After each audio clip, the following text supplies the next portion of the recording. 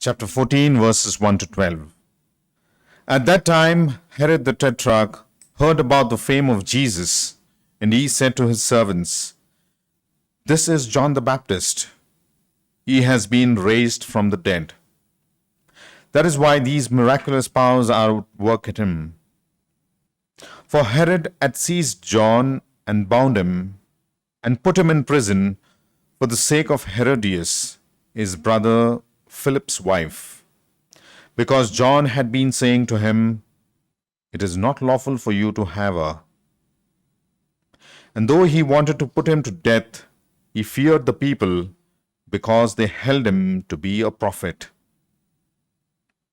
But when Herod's birthday came, the daughter of Herodias danced before the company and pleased Herod, so that he promised with an oath to give her whatever she might ask.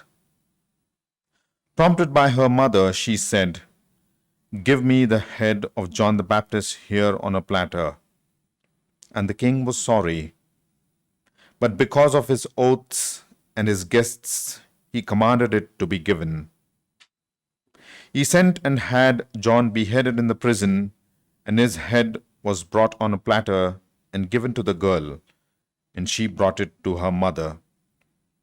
And his disciples came and took the body and buried it, and they went and told Jesus. The Gospel of the Lord.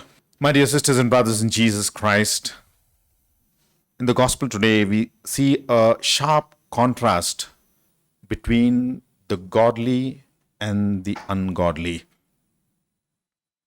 between John's righteous witness and Herod's immoral life.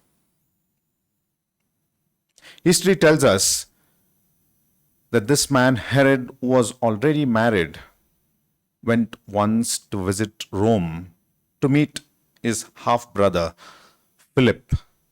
And that is where he got attracted to Philip's wife. He seduced her and he wanted her to come along with him. When John preached against such immorality, he became the target. He was imprisoned for two reasons.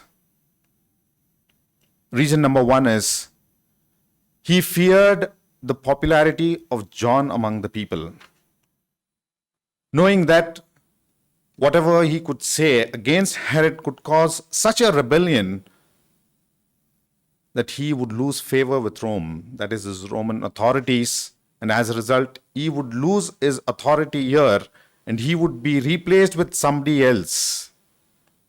So the safest way was to put him in prison. And reason number two was this woman, Herodias. Apparently, she nagged him to the point of death, perhaps, and he had no other option but to put him in prison just to get rid of her for the time being. My dear brothers and sisters, this is the end result of being truthful. That is, we could be targeted. But deep down, there is this guilt feeling, there is this remorse when we have our conscience formed, when we know objectively what is truth and what is false, especially when it comes to our moral life. Many times, we would prefer rather to live in bondage than, as the Lord says, the truth will set you free. We would prefer to live in bondage rather than experience the freedom that comes from the Lord. So being truthful can disturb us like it did in the life of Herod and Herodias. The book of Sirach, chapter 4, verse 28, tells us clearly that one ought to, even to the point of death, strive to be truthful. not knowing the consequences.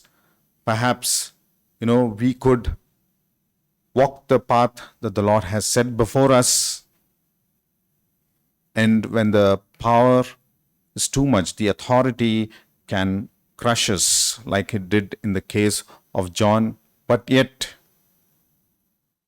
if we ought to really be the genuine disciples of the Lord, He who came in order to set us free, if we have that conviction deep down, then like John, are we willing to pay a price?